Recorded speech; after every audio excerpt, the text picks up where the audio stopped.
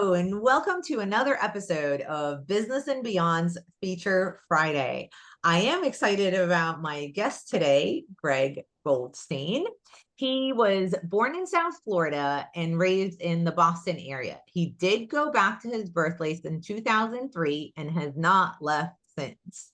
He is a graduate of Ithaca College with a BA in speech communications and double minors in advertising PR and organizational communication.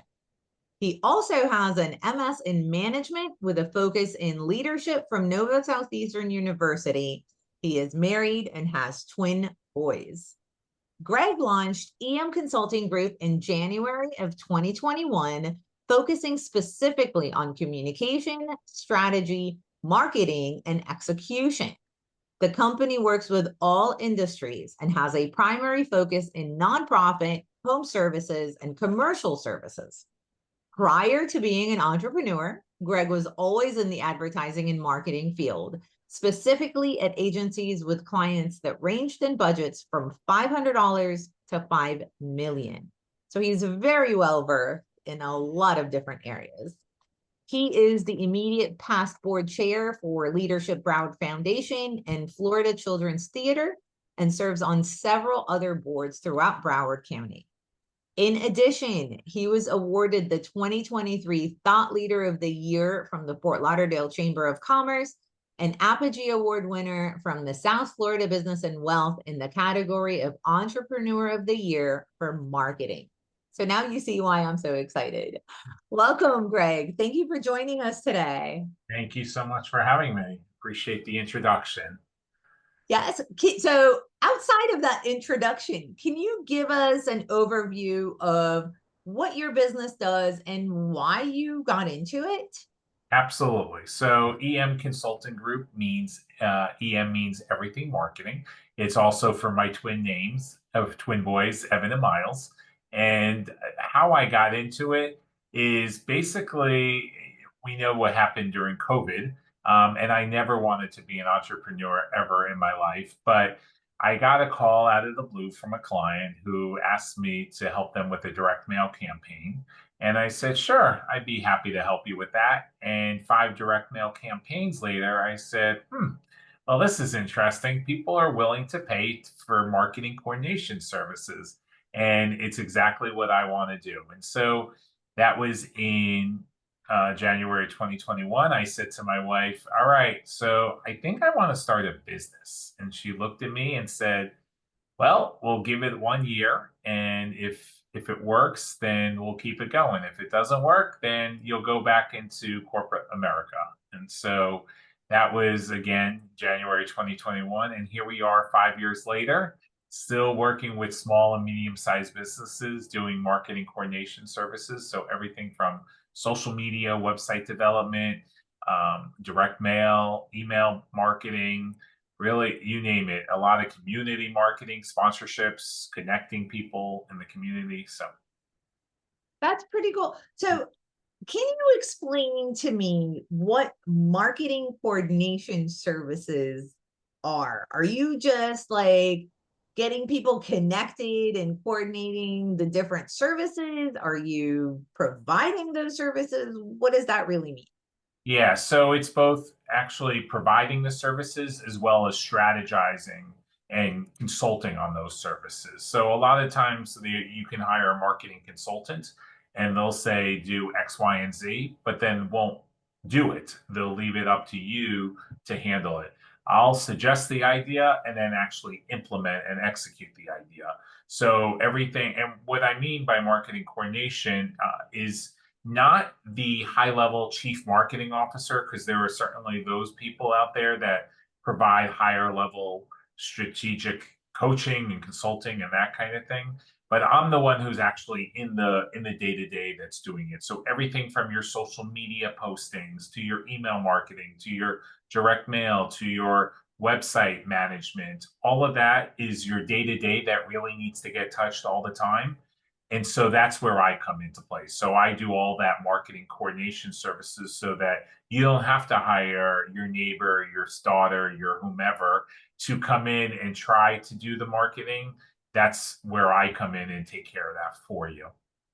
Okay, so correct me if I'm wrong, but from my understanding is you go in, you talk to your client, you figure out what are their marketing strategies, you Mhm. coordinate all of the marketing avenues and provide the services so that you have what better So, branding. yeah, you have better branding, better awareness in the community, a better presence on social media on your website. So nobody wants to go to a website, for example, that has broken links or broken images. And so that's where we come in and offer a website maintenance plan for a very small amount of money every month, where we go look at your website, we update the website, we back up the website, test the forms, etc. And so those are small things that people forget about. And when there is an issue, that's when a problem inspires. So, and so that's really what we try to focus on, is on that constant presence, so that when someone goes to your Facebook page and says, "Oh wow, you haven't posted in 4 years," you don't have that kind of response. You're getting that constant posting every week, so that people say, "Okay, well, this is a lively business. They're actually trying to promote themselves."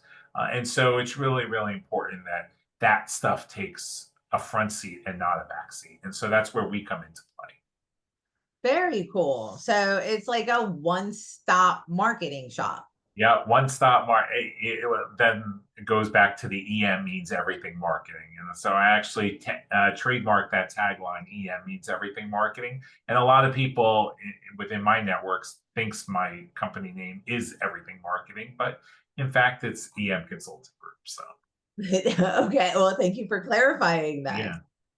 yeah. So you have been in business for 5 years, and what is the biggest problem that you see first in your industry? Okay. So the biggest problem I have for sure, 100%, is my friends at ChatGPT. So ChatGPT has created a really difficult situation, I think, for all marketers, in the sense that, not to make it easier, because it has made it easier, but because of the copywriting, and I said this to a colleague earlier today. I have a client that we send copy, she writes back in ChatGPT, and now she likes her content better because an AI machine created the content.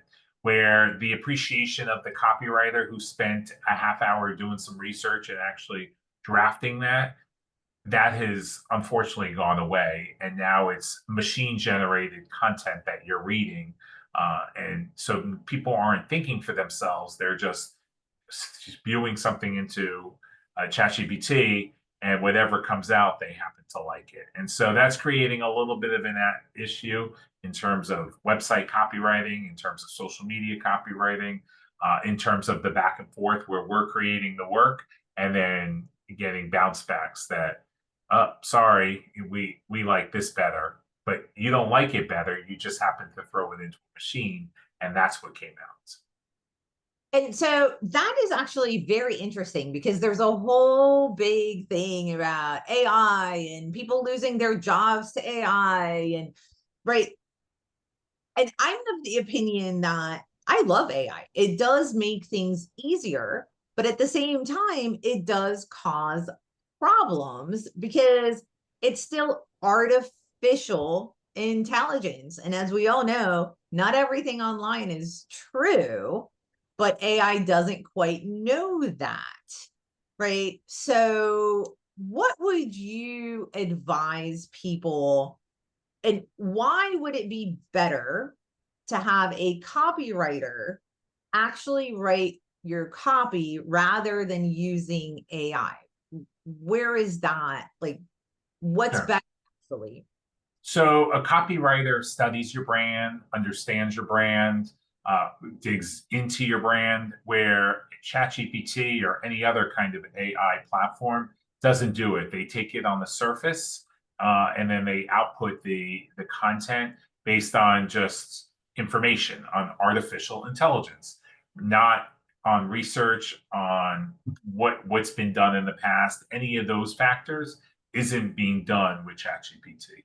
So you end up knowing very full well when you're reading ChatGPT because of emojis, because of long dashes that they include in content, versus somebody who's sitting behind a desk and actually writing it, and it's actually thought out content.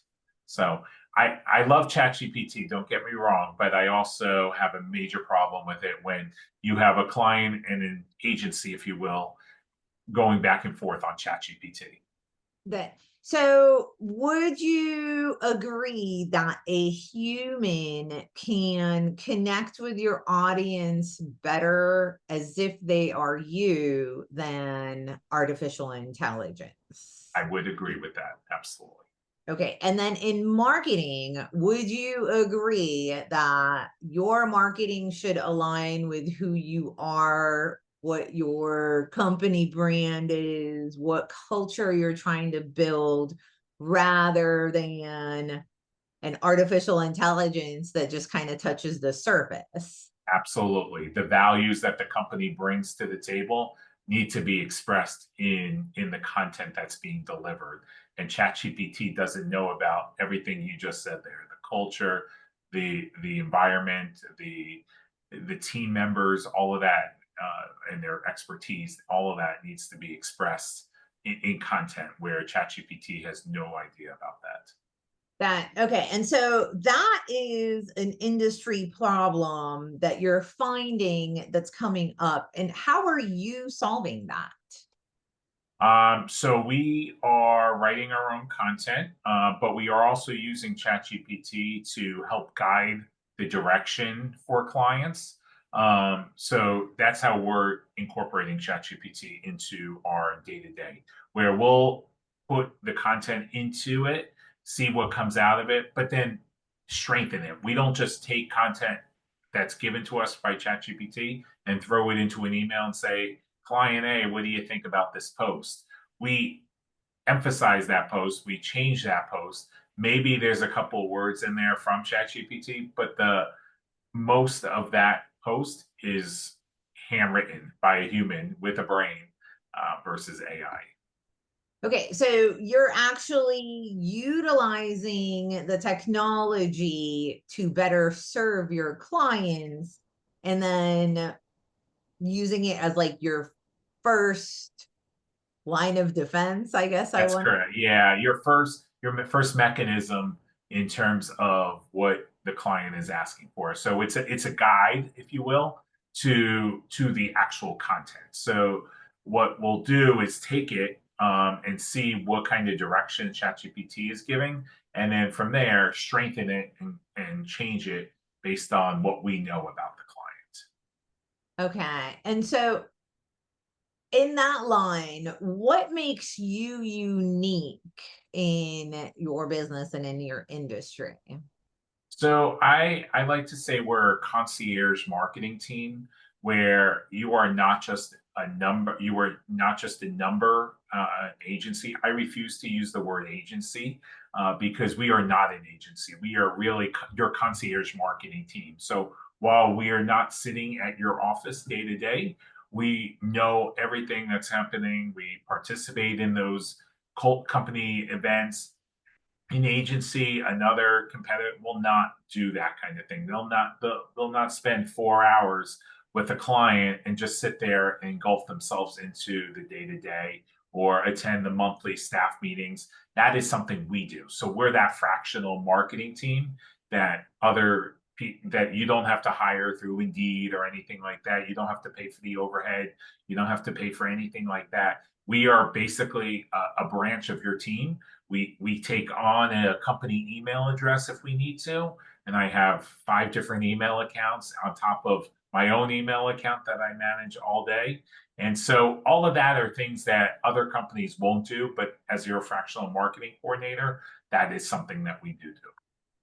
That is wonderful. So you immerse yourself into your client's business to be able to relay that culture and their message and their vision in their marketing, right? Yes, correct. Yep. That's awesome. So now that we've talked about your industry and what you do, let's talk business. Okay. Okay. So you have been in business for 5 years, almost 5 years now.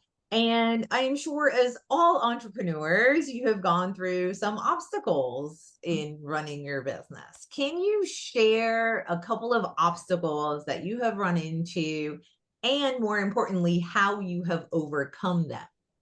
Yeah. Yeah, so a couple of obstacles that I have run into, and there's been many, many obstacles. First is team members. So people are definitely your hardest part that you have to manage as a business. And so I have team members, but do you put the cart before the horse or the horse before the cart kind of thing? And so when the business is good, you need to bring on team members immediately. But then also you have to manage those team members. So there are definitely been times where I'm trying to relinquish things, but then other the team members are holding you up, or you're trying to bring on people on board, and the back and forth between me and that individual is just it takes a lot to overcome that mountain to get them to join. So that is definitely one obstacle. The other obstacle is trying to be everyone to everyone, and that is something I struggle with even to this moment. I try to be that person that everyone can rely on. And I will tell you, up until just very, very recently, I have used my cell phone number as the business line, but just recently we changed over to a main line because I wanted to make sure that any text message that comes in, any call that comes in, anything that is needed, I see it immediately and can address it right away. But it's gotten to a point now where I need to have everybody accountable and answering the call rather than it be coming on my cell phone, because when you text somebody, they expect a response pretty quickly. And when you're not texting back, then they're wondering why you're not focused on them. So I'm trying to get away from that. So that's another obstacle, is that I've depended on my cell phone way too much and it's grown the business for 5 years. So I can't say much bad things about it, but it's gotten to a point now where we need a main line, and then you can press one for myself, press two for a colleague, press three for someone else, press etc. And so that's been another challenge, is that my I've created my own barriers to growth. But well, okay. So you brought up a couple of really good points. I want to go back to the employees, but first, I want to talk about the cell phone issue, right? Because a lot of people use their cell phones, and it really does work at the beginning. And so I don't know that it's an obstacle until it becomes an obstacle. Sure. Right. So it's something that you use, and it's not just cell phones. There are a lot of things in business that work well for you the first couple of years that then you have to pivot and change because they're no longer feasible. Yeah. And that's okay. Right. Have you found that in pivoting and stopping the reliance on your cell phone so much and using your office numbers and having people be able to access different team members rather than just coming to you, have you found that that has become a hindrance? Have you found that it's something that is undesirable? How? Yeah, yeah. I have found. Well, first of all, we're trying to get everybody used to calling another line, rather than it's really convenient when you have a number saved just to call the number that's in your phone rather than calling this other number that they now have to program. People don't like change, and so trying to get people to go from cell phone to a main line where they have to actually take another step is a little difficult. And in time, I believe everyone will eventually move that direction.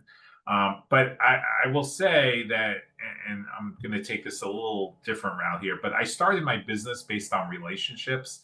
And those relationships are based on people that have had my cell phone for years upon years. So for them, they kind of ignore the whole, oh, I have to call another number. Well, I have your cell phone. I'll just text and call.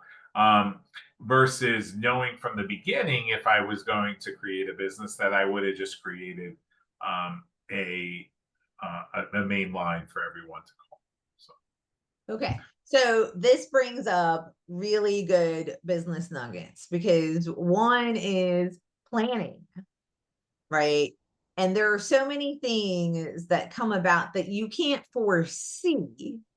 Hindsight, what hand hindsight is 2020, right? And like you just said, had you known from the beginning that this was going to be an obstacle, you would have better planned for it and not used your cell phone from the beginning. Right. So this is one of the reasons why we have this podcast. Yep. It is Yeah, exactly. Hindsight is always 2020. Because I didn't I mean, I was giving this company a year to see what would happen, and here we are 5 years in, and it's like, yikes, now I gotta backpedal a little bit to not have my cell phone. But some of these longtime clients, that's not gonna change. So that, and they're friends. mhm. Um, so the thing is, plan as if you're going to succeed, right? From the beginning, see your vision as a success and plan for it that way so that you're not having to backpedal a little bit. Because it may not be devastating from what you're telling me. It's not something that's, tanking your business or making people get so annoyed that they're leaving or anything like that. But it is something that's taking up your time. It's costing money. It is a source of stress, For sure. right? And so when you plan, you can start avoiding some of those things. Now, how are you overcoming that? And I think you said just by kind of trying to teach people that they need a new number, they need to be calling Yeah. the office line rather than you. And are you signing up new clients, giving them the office number now?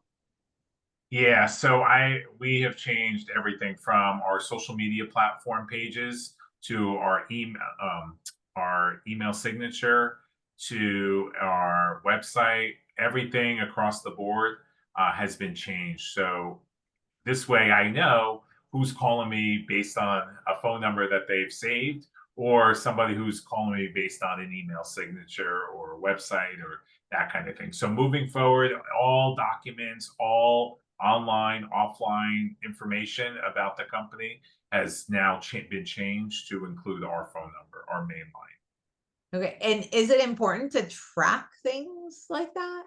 It is because you always want to know where people are coming from, how they heard about you. And so when you see a form submission from a website, you know how they came through to you. But if they call you, you know that they either saw your email or that it was forwarded to them or something like that. So I do like to know where people found out about us. I mean, for example, even clients or partners in the community that we work with, I always like to know how they came to us. And so when they've started calling my cell phone, but now they're calling on the main line, I know that they use the email signature as the way to get the information. So it just tells me different things based on the fact of how where people are calling. That's all. Well, I am big on tracking, right? Because you can't fix what you can't measure. Hmm.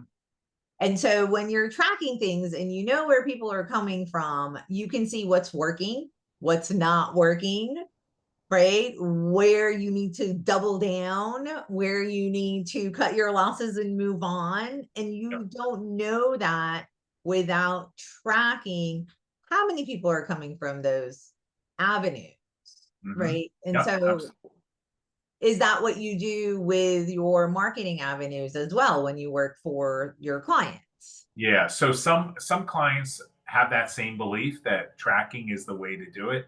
Others don't care where it comes from. They just want to make sure that those calls are coming in. So, which makes my job a little bit harder because when you're saying, well, how's the social media performing or how did that email blast work? I guess okay. Okay, well, that doesn't really tell me. But at least when I see a phone number or when I see them reply to the email, then I know it was because of an email. So I try to put other measurements in place so that at least I have some kind of tracking there. Um, Okay. And so going back to employees, because that is a big pain point for a lot of people. What are what have you done to overcome that issue of, do I have enough employees? Do I not have enough employees? Do I have the right employees and the right positions? Right? How have you overcome that, or how are you still overcoming that? I'm still overcoming that, to be honest. I've been reading the book Traction, which is that EOS system where you have the right people in the right seats. And so I go back and forth on that all the time. Do I have the right people in the right seats? Because what I think I do, for the most part, sometimes like on Friday, I'm like, maybe I don't have the right people in the right seats. And so it's just trying to figure out where the needs are all the time. And so uh, I do have weekly one-to-ones with the team, and then I have weekly one-to-ones with each individual person. So trying to go over what's working, what's not working, where they could use help, where they can't use help, what kind of issues they've been running into. Because the thing about our company is that we are on everybody works from home other than me, who works from an office. So it is really important to stay in touch all the time. So we have a Google chat that is going off all the time. We also have the one-to-ones and we have the team conversations. So there's always things happening. But it's really, really important from so that people feel involved and then they also feel heard that we have these conversations. That is absolutely amazing. I love hearing that because people are dynamic, right? We grow, we change, we learn, we do things differently, we change interests, right? And so having those one-on-ones, having those conversations consistently, putting a pulse or feeling the pulse of your employees and your business on a consistent basis is the only thing that's going to help you figure out, where are they going? Do I need to change anything? Are we good? Do my employees need something else from me to keep them happy and more productive, right? And so I love that, because a lot of people, including myself, I will admit, fall into the trap of, oh, everything is working fine right now, so I don't need to change anything. I'm not going to rock the boat, right? Yeah. And that inevitably comes back to bite you in the rear. Yes, but I think you mentioned something earlier, like change is important and things are always changing all the time. So just when you think things are steady, something happens. So you have to always be ready for that change. And what's a better way to be ready than to be talking to the employees and the people that are in your organization? Yeah, exactly. So I love that. Thank you. Um, so that actually is a great segue to what is working in your business and how did you get it to work so well? So what is working, I will tell you, in terms of clients, our nonprofits are working. We are doing some really, really impactful work for our nonprofit clients.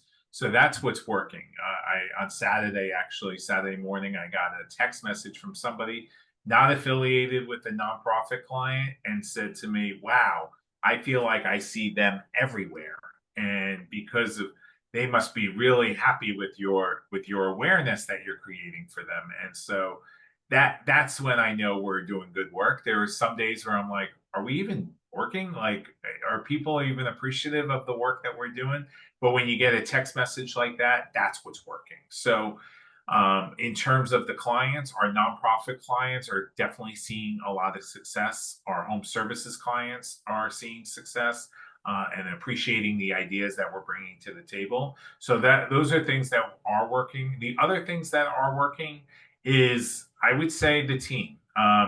In terms of we don't have turnover, people, and I appreciate that because people enjoy working with me, for me. They enjoy working at the company that we're providing the opportunities for them to grow, but then also have that flexibility at home. I am a huge believer and anyone on the team will tell you I have I live by it. I try to have everyone breathe by it, and that is family first. So if you have a kid that needs to get picked up from the nurse's office, or your child is homesick, then take care of the kid, and then we'll worry about the rest later. And we all need to pitch in when that time comes. So I am a huge believer in family first. I respect it of myself, and I try to respect it for others. So that is definitely something that has worked from a culture perspective that people appreciate. And I think that's why Amanda on the team has been with me over 3 years. Isabel's been with us for over a year and a half, almost 2 years now,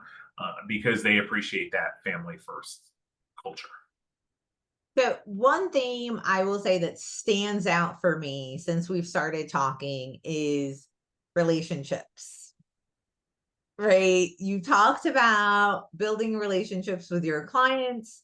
You've talked about immersing yourself into their businesses and their culture to figure out how to build the relationship between them and their clients. You have talked about relationships with your employees and the people that you work with internally, right? And so I think that is the heartbeat of business is people, because we're all people, We're right? in the people business, all. And I always say people don't do business. There's no such thing as business to business or business to consumer. It's H to H, human to human at the end of the day. It is, because all businesses are composed of humans. Exactly. Yeah, exactly.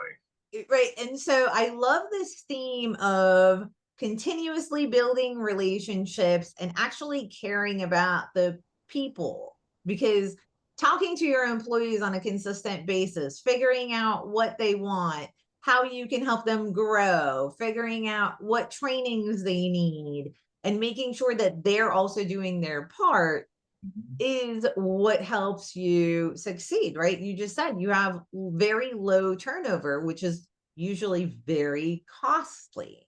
Yes.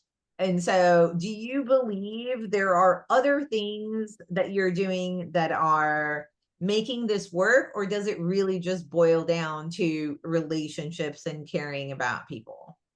Yeah, I think it really does um, come up to, yes, there people clients want a return on their investment, but they also value a relationship. And so a lot of times, even if they're not getting that, they know that they're taking a burden, we're taking a burden away from them, that they don't have to worry, and they enjoy having me or the team around them. And so that is really, really what I try to go after, is like marketing is really hard to show a return on investment. And it goes back to what you were saying earlier about tracking.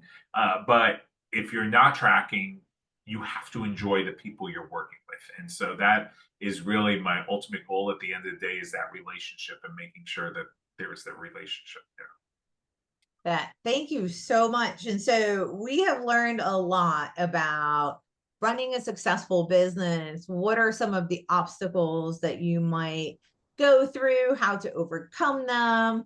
And, from this episode, it appears that relationships are key in caring about people.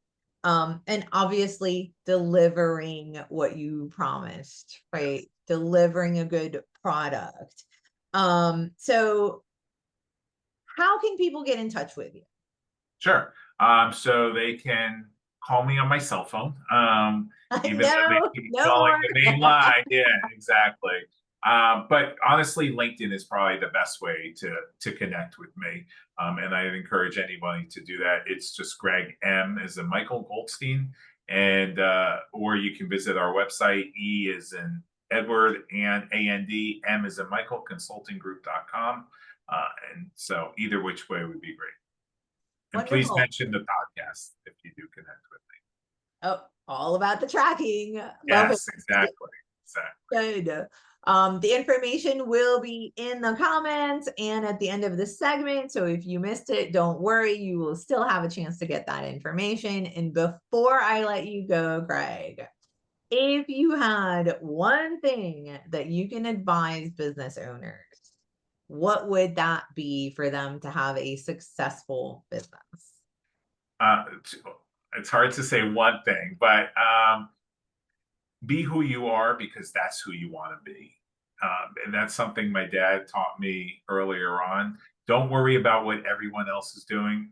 Coming from the social media world, it's very easy to get sucked into what everyone else is doing. Don't worry about what everyone else is doing. Focus on yourself. Be who you want to be, and the results will follow. Just stay with it. Be who you are because that's who you want to be. Oh, that is wonderful. Stay true to yourself and prosper. Thank you so much again, Greg, for being on this show, and we will see you all next time.